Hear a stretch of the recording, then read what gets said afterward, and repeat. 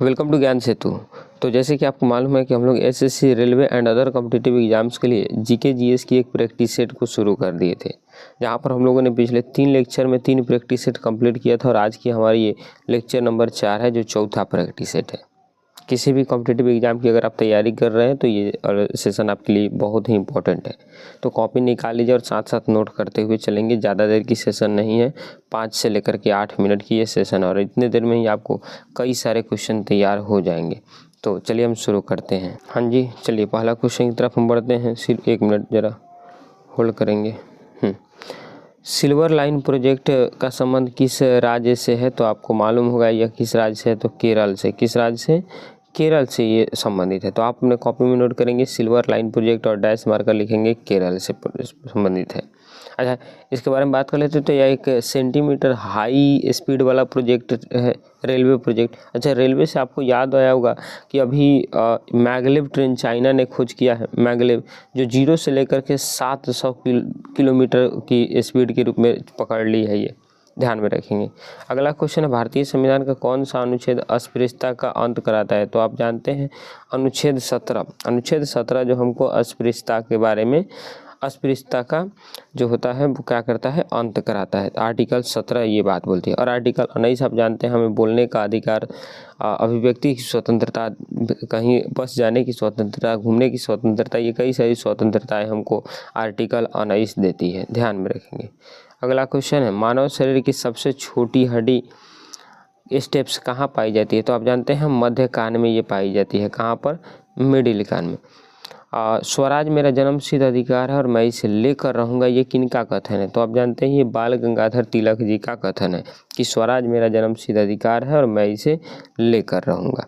अगला क्वेश्चन है, किस महासागर को अंध महासागर के नाम से भी जाना जाता है? डार्क ओशियन के नाम से। तो अटलांटिक महासागर को जानते हैं। किस महासागर को?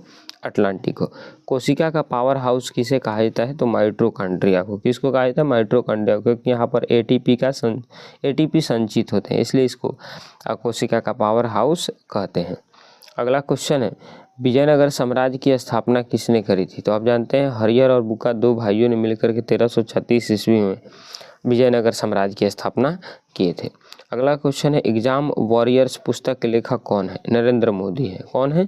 नरेंद्र मोदी। अच्छा, आज के इस चैप्टर में हम कुछ करंट का भी क्वेश्चन रखें, जैसा कि हमने आपसे बोला भी था, तो आप धैर्य बनाए रखें, लिखते रहेंगे सारी चीज़ों को। अगला क्वेश्चन है, शुष्क बर्फ किसे कहा जाता है? तो आप जानते हैं ठोस कार्बन डाइऑक्साइड को शुष्क बर्फ कहा जाता है। किसको? ठोस कार्बन डाइऑक्साइड को। सार्क का मुख्यालय कहाँ है? तो आप जानते हैं काठमांडू, नेपाल में है। कहाँ पर है? काठमांडू, नेपाल में।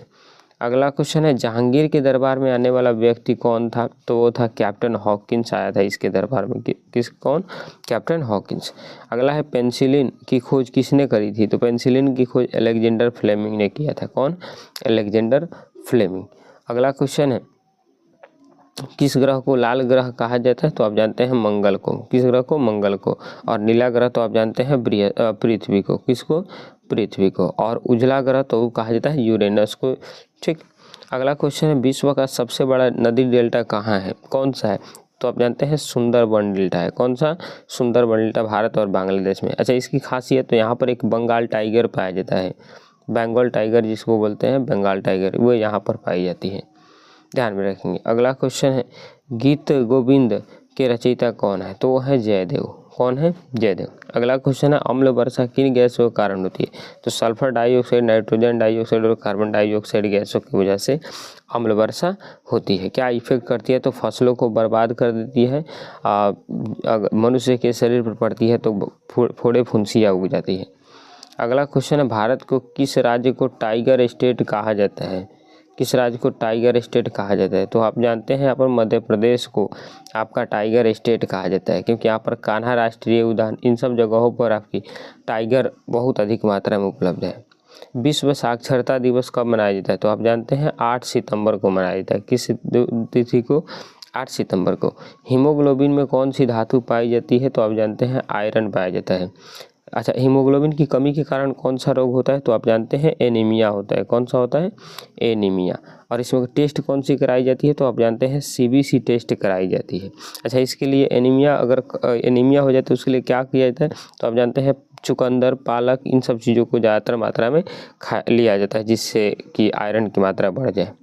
ध्यान में रखेंगे। अगला क्वेश्चन है, गांधी जी ने साबरमती आश्रम की स्थापना कब की थी? तो आप जानते हैं 1917 में अहमदाबाद में। और लौटे कब थे? तो आप जानते हैं 1915 में ये भारत में लौटे थे 9 जनवरी को सॉरी। अगला क्वेश्चन है, संविधान सभा की पहली बैठक कब हुई थी? तो आप जानते हैं ये 9 दिसंबर 1946 को संविधान सभा की पहली बैठक हुई थी। अच्छा, इसकी अध्यक्षता कौन किए थे? तो आपको हम बताए भी थे इसकी अध्यक्षता तो सच्चिदानंद सिन्हा जी किए थे। कौन किए थे? सच्चिदानंद सिन्हा जी। इसके बाद 11 दिसंबर को बैठक हुआ और 11 दिसंबर को आपको मालूम होगा स्थायी अध्यक्ष चुना गया था डॉक्टर राजेंद्र प्रसाद को। और आप जानते हैं 13 दिसंबर को भी एक बैठक हुआ था जिसमें पंडित नेहरू ने उद्देश्य का प्रस्ताव रखा था। चलिए, अगला क्वेश्चन है, दूध की शुद्धता मापने के लिए किस यंत्र का प्रयोग किया जाता है? तो लैक्टोमीटर का। किसका? लैक्टोमीटर का। तो ये हमारा 22 जीके जीएस का सेक्शन था। अब हमारा करंट अफेयर्स का सेक्शन आता है। पहला क्वेश्चन, हाल ही में भारतीय रिजर्व बैंक के किस गवर्नर को गवर्नर ऑफ द ईयर पुरस्कार से सम्मानित किया गया है? तो आप जानते हैं शक्तिकांत दास जी जो अभी हमारे आरबीआई के गवर्नर हैं, उनको ये गवर्नर ऑफ द ईयर पुरस्कार से सम्मानित किया गया है। अगला क्वेश्चन है, वर्ष 2024 से 25 में दादा साहब फाल्के पुरस्कार से किसे सम्मानित किया गया? तो सुनिएगा, वर्तमान में अभी मिथुन चक्रवर्ती चर्चा में रहे हैं, ठीक। लेकिन जिस समय एग्जाम होगा आपका किसी भी, उसको आप एक बार ध्यान में रख लेंगे कि दादा साहब फाल्के पुरस्कार किससे सम्मानित किया गया है। और आज का लास्ट क्वेश्चन है, इसरो के अध्यक्ष कौन है? तो एस सोमनाथ इसरो के अध्यक्ष हैं। तो यहाँ पर आपका ये सेट कंप्लीट हुआ। आई होप कि आप इसको अच्छे से लिख लिए होंगे। तो मिलते हैं नेक्स्ट वीडियो में, तब तक के लिए जय हिंद, जय भारत।